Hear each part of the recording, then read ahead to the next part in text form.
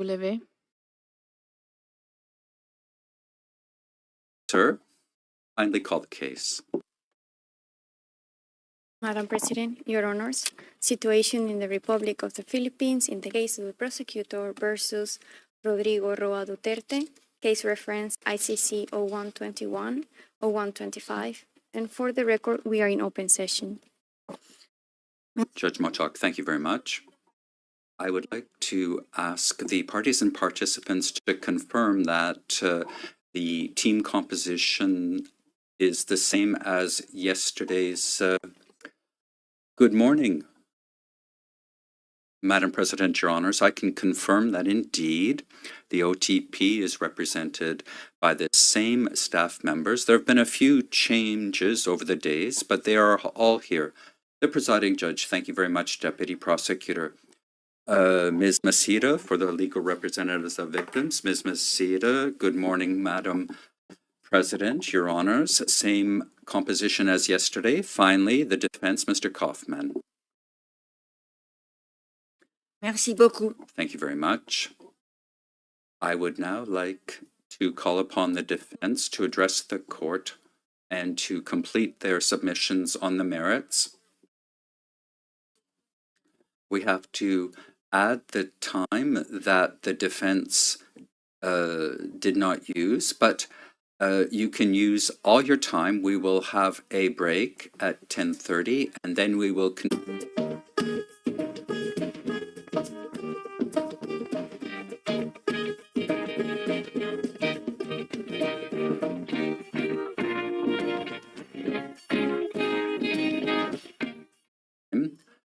So as to protect victims and witnesses. Mr. Kaufman, please go ahead.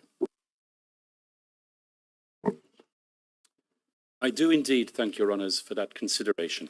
And we did in fact have a short version prepared and a long version prepared. So I'll be reading from the long version, and that was specifically so that we could accommodate the redactions that have been so insisted upon. Respect that, of course, by the prosecution. So I now turn, with respect, Your Honours, to count 2.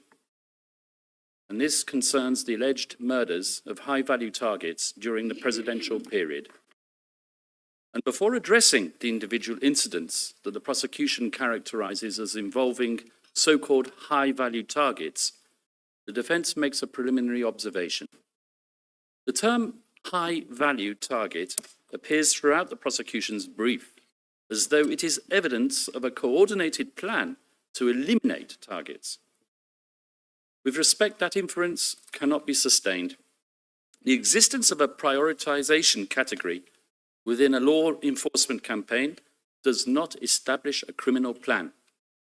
HVT was an operational classification used by law enforcement, and in this sense, it is no different from a similar acronym in another country where I have clients. APOTS, or Australian Priority Organisation Targets. HVT is not code for an instruction to kill or a witch hunt. It was a prioritization tool within anti-drug operations applied across regions and units on the basis of intelligence assessments, alleged position within drug networks, or inclusion on watch lists. Classification does not imply selection for murder, any more than it is proof of unlawful intent. The prosecution itself acknowledges the existence of formal operational frameworks, including police circulars and structured campaigns. Within those structures, individuals could be designated high value for purposes of operational attention. Many HVT operations, in fact, resulted in arrest or surrender, albeit some resulted in fatal encounters. For this reason, each alleged HVT incident must be scrutinized on its own evidentiary foundation. When the incidents falling under count 2 are examined individually, the pattern, I submit, is similar to those incidents falling under count 1. Namely, heavy reliance on insider testimony, wishful and selective reading of police reports, and dubious and tenuous linkage to Rodrigo Duterte. Now, the operations cited under Count 2 were conducted within the framework of the lawful war on drugs, and as such, operational contexts are consistent with planned law enforcement activity, including by-bust operations and coordinated arrests, rather than preordained killings. The evidence for Count 2 incidents consistently shows that the deaths occurred during armed confrontations in which force was used in response to an imminent threat, in accordance with the rules of engagement repeatedly articulated by President Duterte, namely that lethal force was permissible only where life was in danger. Across the Count 2 incidents, there exist contemporaneous documents, whether it be arrest warrants, operational records, or firearms recovery reports, all of which reflect legitimate police operations that escalated into exchanges of gunfire. The general record does not substantiate a theory of wanton execution, yet the prosecution seeks to rely, once again, on the testimony of criminals spilling their hearts with a tacit understanding that they will never be prosecuted. In 4 of the 5 incidents, contemporaneous reports document the recovery of firearms at the scene, indicating that the weapons were used against police and prompting a responsive use of force. In incidents 12, 13, and 14, the operations were authorized by judicially issued search warrants. I have diagrams on the screen being shown. I'm not going to stop. They will be presented throughout my presentation continuously, all in an attempt to save time.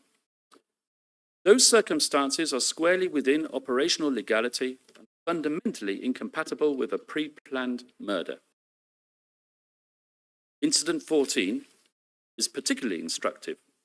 4 individuals were arrested alive.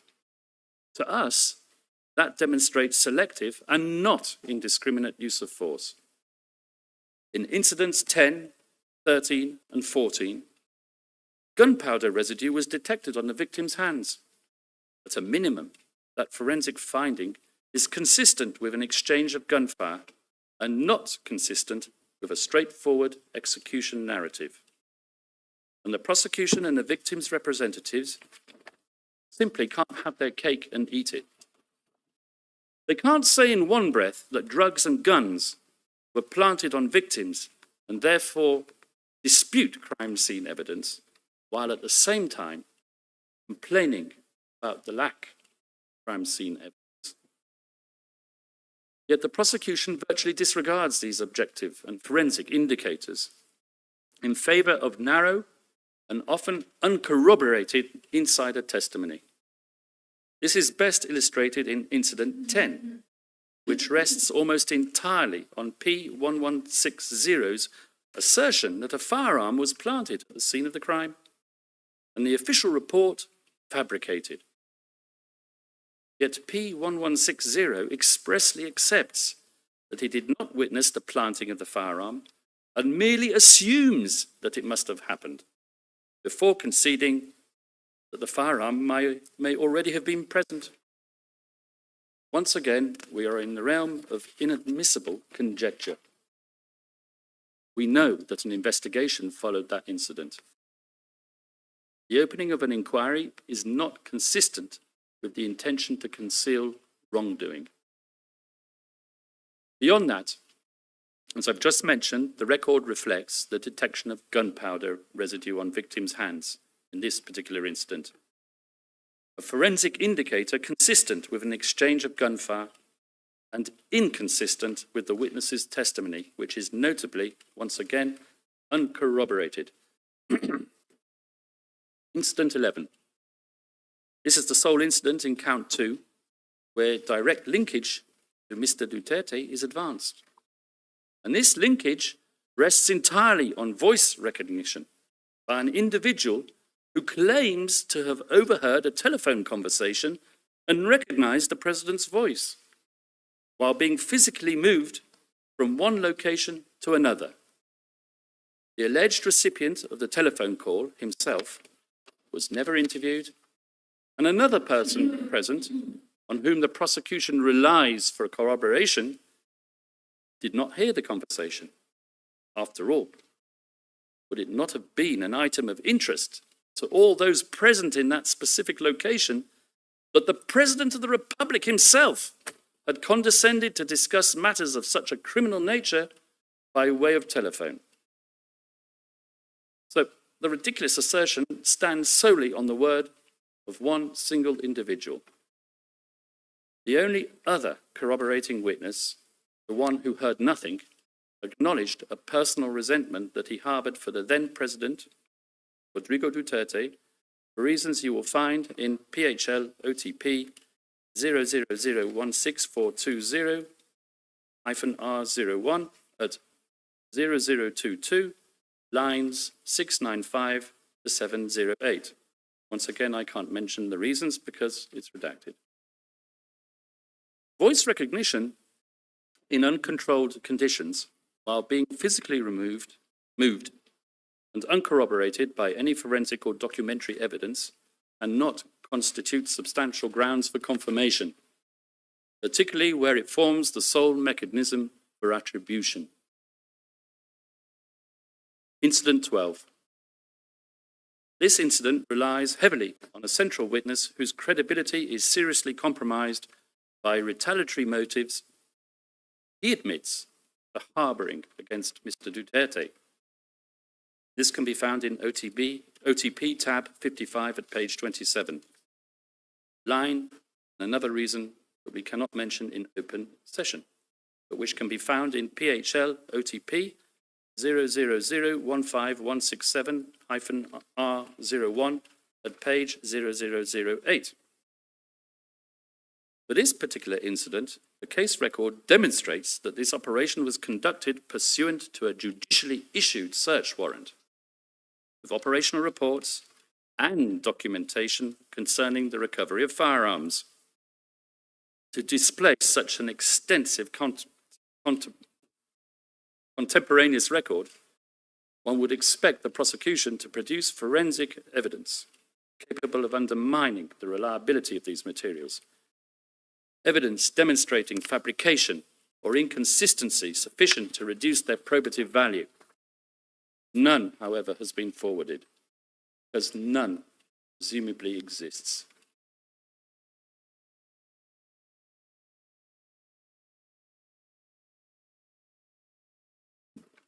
Incident 13. This relates to the killing of Mayor Espinosa, whose name I can mention, and Raul Yap, who was shot in a police cell. The prosecution's case is largely premised on a witness who claimed to have heard but admitted not to have seen anything. Thus, there is nothing in the prosecution's evidence to contradict the alternative theory proposed for this incident, which is that there was a firefight between the victims and the officers in the police station Leyte sub-provincial jail. Nor is there a need to enter into these conflicting accounts because the prosecution's own evidence exculpates Rodrigo Duterte for responsibility for this incident. Not that he admits any connection to it. After all, according to the prosecution, on 1 August 2016, Rodrigo Duterte gave Espinosa a 24-hour ultimatum to surrender. And surrender he did the following day. 4 days later, Rodrigo Duterte commended Espinosa for surrendering to Ronald de la Rosa, commenting that it was just as well that he did. So if we look at it from the point of view of Rodrigo Duterte, that is where the incident ended, despite Mr. Jeremy exhorting us to believe otherwise. What happened thereafter, as awful as it may be, had nothing to do with our client, and not one witness can say that.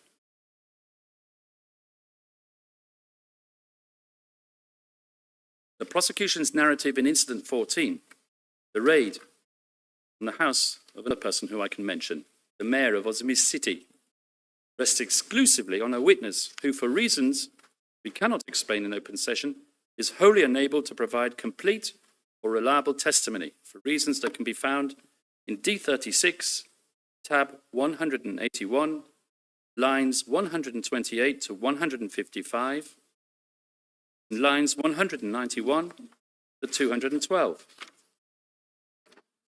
Contemporaneous documentary police reports reflect that this police operation proceeded pursuant to 6 judicial search warrants, something hardly consistent with a premeditated murder scheme.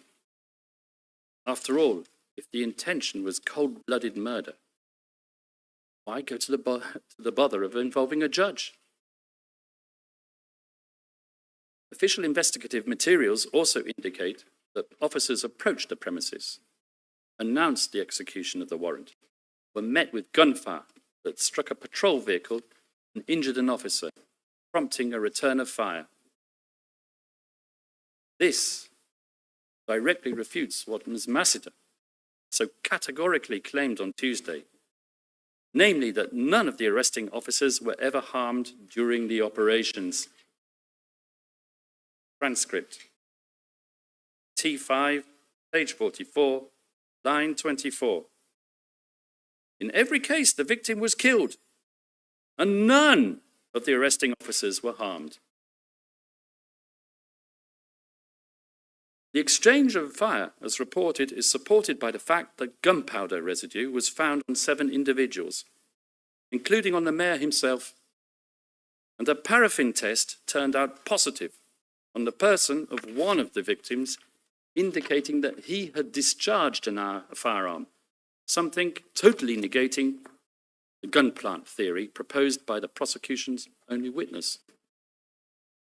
It is also worth stressing that 4 individuals were arrested alive following the operation, and that one of them was subsequently sentenced to life imprisonment after the domestic courts rejected claims of evidence planting. That fact alone is not consistent with a theory of indiscriminate execution, but is rather consistent instead with arrest and prosecution within the boundaries of the law and not indiscriminate use of force. So to summarize, across incidents 10 to 14, count 2, we see absolutely no evidence whatsoever of any attribution to Mr. Duterte on the granular level, nor do we see any evidence of a mutually agreed course of conduct on the upper hierarchical level of government involving Mr. Duterte and his alleged so-called co-perpetrators.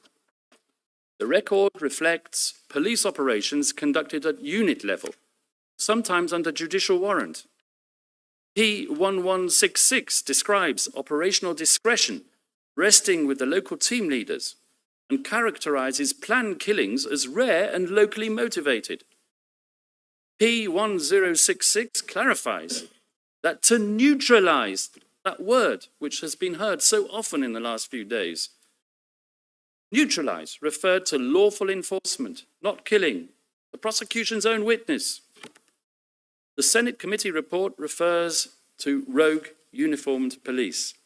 To conclude, the evidence reflects decentralization, not control required under indirect co-perpetration. For these reasons, confirmation on count 2 cannot stand.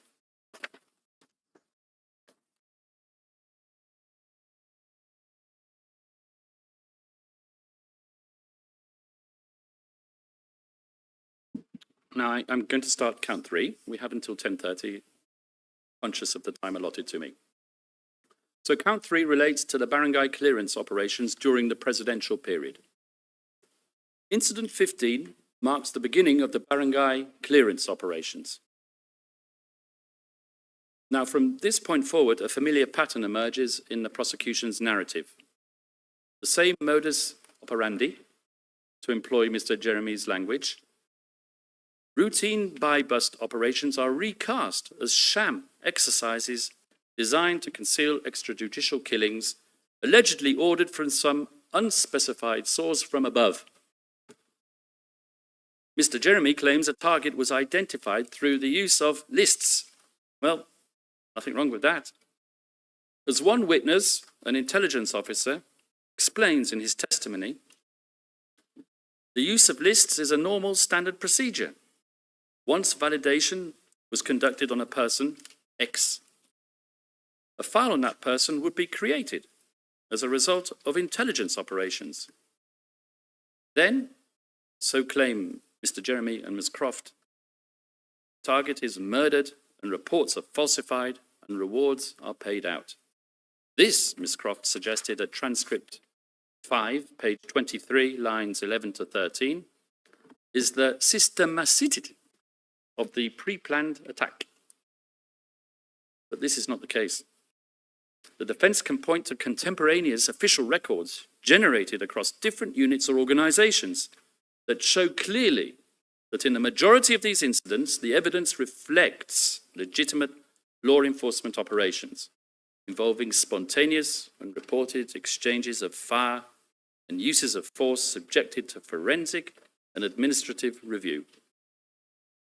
These are not clandestine acts hidden from scrutiny, Madam President, but rather recorded operations consistent with self-defense in the course of policing. And where the evidentiary record supports competing inferences, including the inference of a lawful armed confrontation and the inference of an unlawful execution, well, with this I will conclude, in dubio pro reo. 10:30. Merci beaucoup. Thank you very much, Mr. Kaufman. So I've understood that you would like to use the time that remains to you. And you have, you still have 20 minutes, actually. I understood that you wanted to use that time. Yes, I would, but I'm not so sure if I can conclude in 20 minutes. Nous Ouais. espérons, Madame. Ouais, donc vous avez la... Judge Motek, very well. It's still you. You have the floor. Proceed. Across incidents 15 through 49, the Chamber will repeatedly encounter contemporaneous buy-bust or warrant-based documentation, reported exchanges of fire, gunshot residue findings, ballistic testing. Idol! Hoy, Jun! Kamusta ang negosyo? Eto, kulang pa sa pondo. Idol, gets kita. Pero alam mo, simple lang. May bangkong nandyan para sa'yo. Ang loan, dagdag pondo sa negosyo. Monthly ang payment collection, hindi weekly. Kaya mapapaikot mo ang pera. Ayos yan ah. Madaling puntahan. Mahigit 500 branches nationwide. Musta po negosyo? Nag-loan ako sa BDO Network Bank, dagdag po doon sa negosyo. Ngayon, sumakses na. Diba? Diyan lang sila. Ang pagbangko, simple lang. Or yet, more often, complete silence from the alleged co-participants, as they were never even questioned about the incident. And most importantly, despite Mr. Jeremy's assertions on Tuesday, wherein he claimed that the police reports were repeatedly falsified to legitimate the operations as acts of self-defense, copy-paste reports in which victims were frequently blamed their own deaths, there is zero proof, none, that the only existing contemporaneous documentary evidence is fabricated or unreliable. No proof whatsoever of this supposed falsification in the entire case record. And on this point, let us just clarify a basic principle, that a state document with the appropriate stamps and signatures and what have you is prima facie reliable, or in other words, it carries a presumption of administrative regularity. And if the prosecution seeks to displace that document and call the entire state apparatus into question, then the burden rests on it to produce credible, objective evidence rebutting that presumption. Bare allegations or reliance on single prosecution witnesses cannot suffice to overcome this presumption of authenticity and correctness, nor should the burden shift to the defense to prove that those documents are not falsified. Now, we do not deny that in some instances the record may reveal unlawful conduct by individual officers.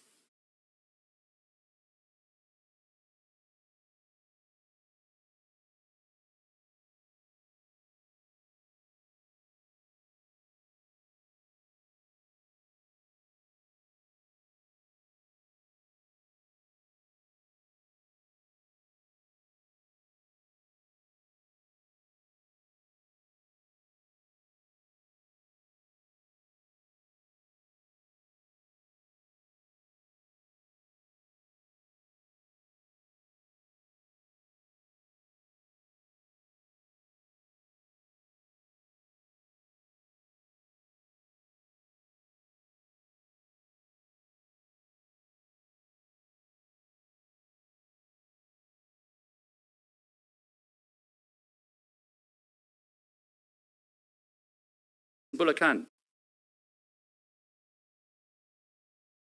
OTP tab 108, which the police proclaimed that 32 people were killed in Bulacan big-time operations, and then went on to refer to this as one single operation in which 32 victims were killed by the police in Bulacan.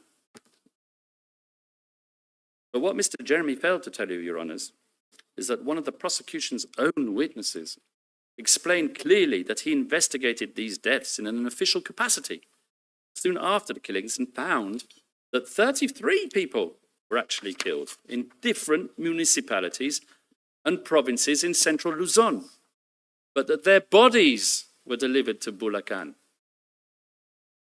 This was not, as Mr. Jeremy suggested, a single incident of mass murder, but rather an improper aggregate of a series of law enforcement operations over the course of 24 hours, executed in large geographical area, and for which we have no evidence in the case record. There's no evidence on the perpetrators, victims, motives, manner of attacks, methodology, in essence, nothing to link them to an alleged fantasy common plan. Everything is just stitched together enough to give it a veneer of organization. Now turn to incidents reflecting documented armed confrontations. As mentioned when I first turned to this count, the documentary record, which has not been displaced by any evidence proffered by the prosecution, reflects attempted arrests, resistance, and responsive use of force. You've just seen some of the documents up there on the screen.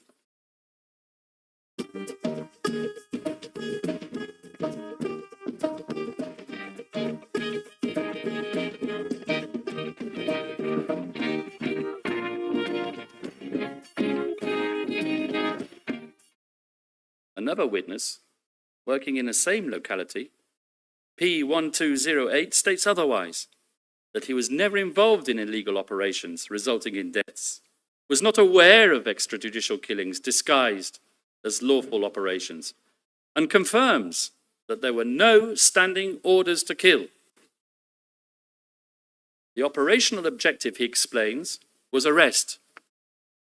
Lethal force only when the circumstances required it. You can find this information, Defense tab 96. And we see this pattern again and again and again. In incident 40, for example, P1131, who worked with the individual alleged to have shot the suspect, stated clearly that the killings occurred only in circumstances of lawful use of self-defense. That can be found at Defense tab 74, and you can see it on the screen as well. This type of testimonial evidence is also corroborated by documentary and forensic evidence. Incident 15, the prosecution again resorts to its usual pro forma narrative of staged killings or nanlabans. But what it has not done, of course, is prove this. Whereas I urge your honours to look at the screen, where you can see detailed documentary evidence about how this incident came about, I summarize, a spontaneous exchange of fire after the suspect discharged a firearm, ballistics testing of the officer's weapon, affidavits by the police officers involved, and formal review and investigation of the officer who fired his weapon. Now, I'm not going to sit here and bore you with all the evidence we have on every single one of these incidents, but what I will tell you, Your Honours, is that we have this type of forensic evidence proving attempts, arrests, armed resistance, and responsive and sometimes disciplined use of force in no less than 13 incidents. I don't know where Mr. Butoyan got the idea from that there's no forensic evidence left in the case record.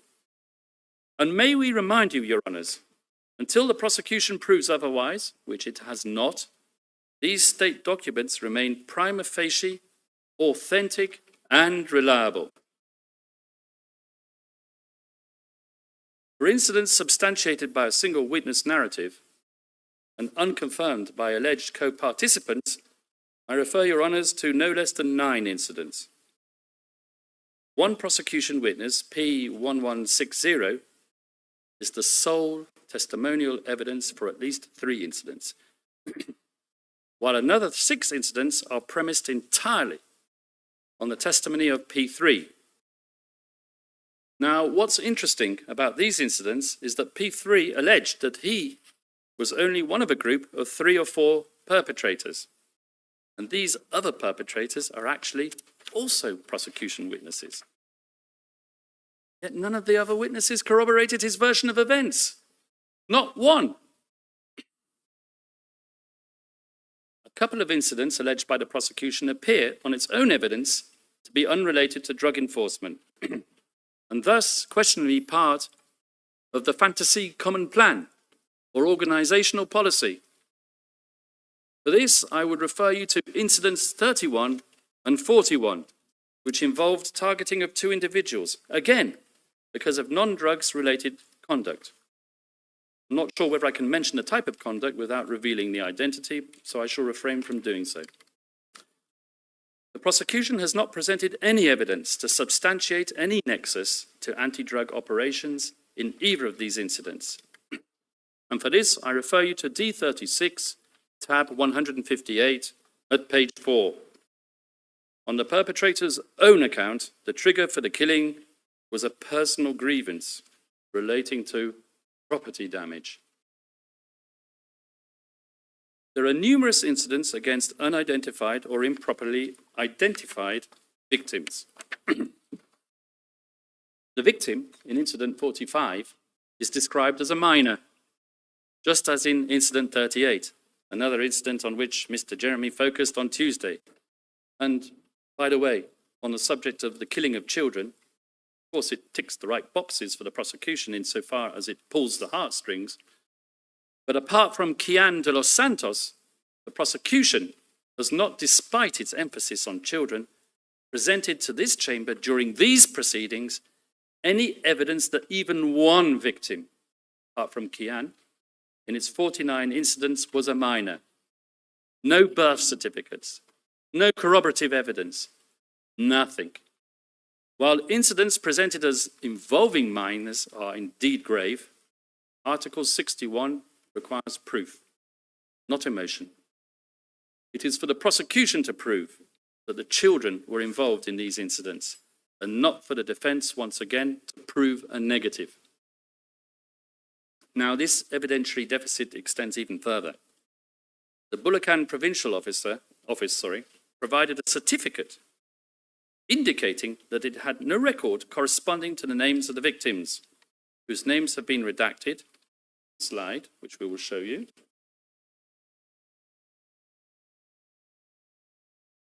Okay, but we'll pass on.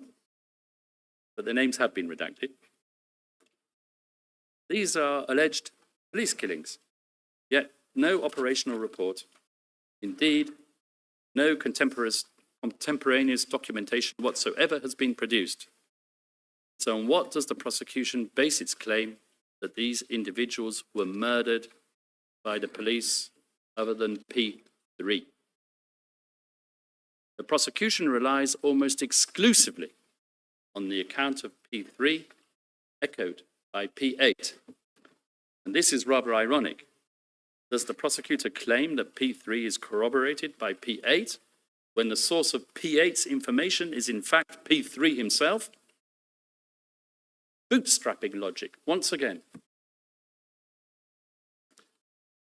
The alleged direct perpetrator, P1201, stated during his interview that he had never participated in an operation involving a child. The other officer allegedly present during both incidents, P1131, was never questioned about these events by the prosecution.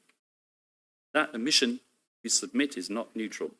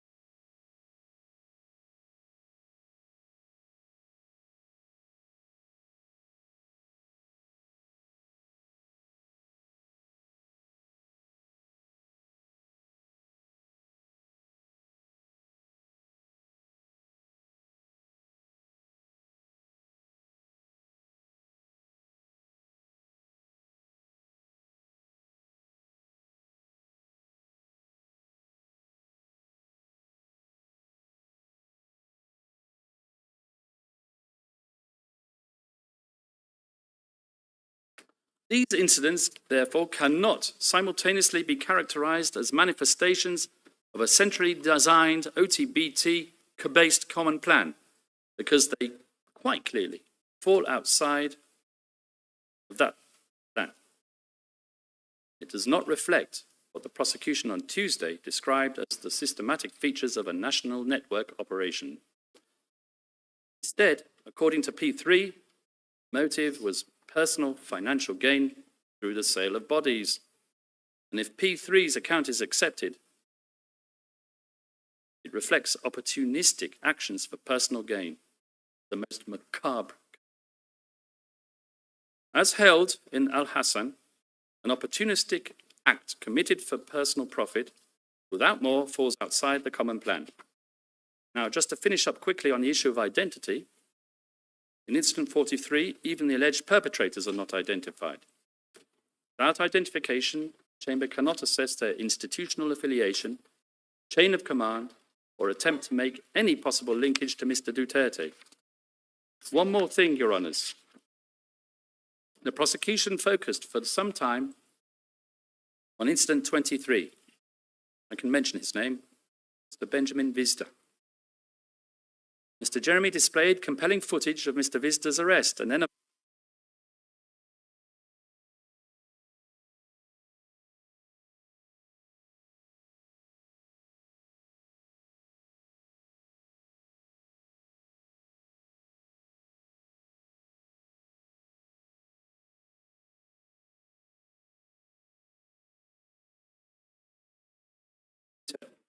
what happened when Mr. Vista was taken away on the motorcycle. The fact that while handcuffed, he attempted to grab the gun of one of the policemen, leading to a struggle, prompting the motorbike to fall over, the policeman to shoot Mr. Vista twice, self-defense. And that this PNP report appears to be corroborated by another prosecution witness, whose testimony fully aligns with the substance of the police document. Mr. Jeremy claimed that the PNP reports were false, relying solely on the allegation one witness that the scene was staged. This witness claimed that the handcuffs were removed from the victim, that the body was loaded on the tricycle a few minutes after being shot and then brought to the hospital. However, his account is contradicted by the very picture the prosecution has shown you on Tuesday. Indeed, it appears that the prosecution is submitting documentary evidence which undermines its own witness's testimony. As you can see here, handcuffs are on. The body is on the ground rather than on a tricycle. Photojournalists are also present. This contradiction was even noted by the prosecution's investigators at the time of the interview and was put to the witness. And when confronted by the investigators, what did that witness say? I don't know if I can.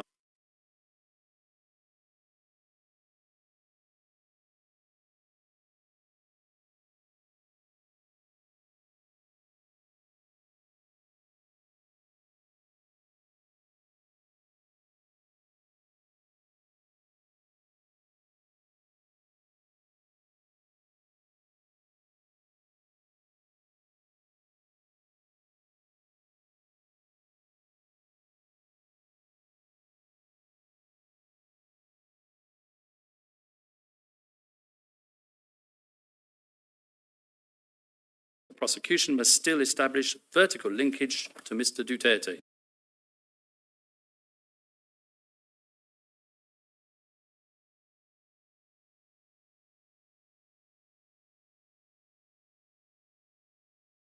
Or has the prosecution 2 minutes left, not be satisfied?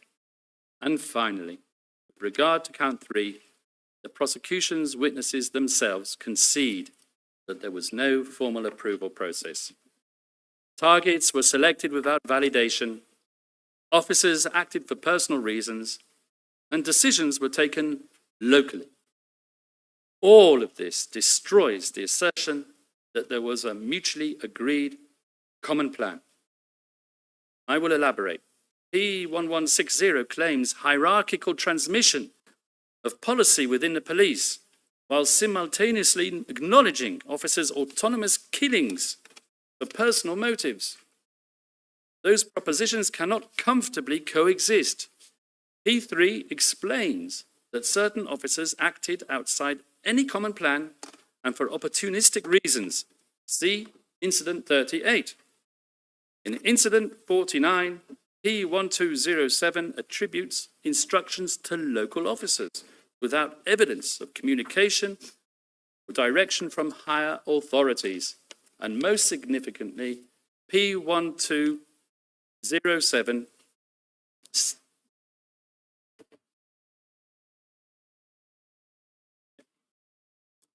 P1207 states after a certain death, it's again abiding by the redactions, Tokhang operations and killings ceased. This indicates, Madam President, Your Honours, that dependence on specific individuals, not an enduring organisational policy.